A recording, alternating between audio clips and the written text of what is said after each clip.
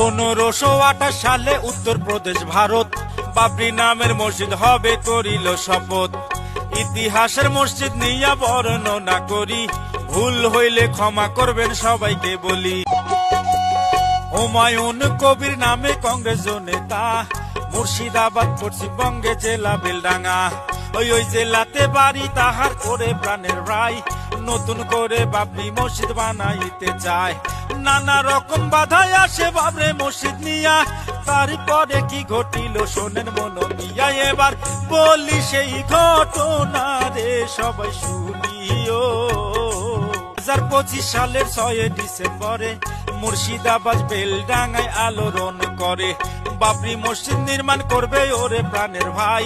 সারা দেশের মুসলিম নিয়ে সমাবেশ চালায়, গোটা দেশের মুসল্লিরা কি করিল ভাই, নির্মাণ সামগ্রী নিয়ে হাজির সেথায়। এবার বলি সেই ঘটনা রে সবাই শুনিও।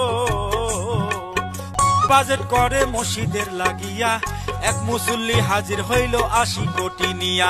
দান বাক্স ভরিয়া যায় সবার টাকা দিয়া, 300 কোটি জমা হইল 2 দিন ভরিয়া।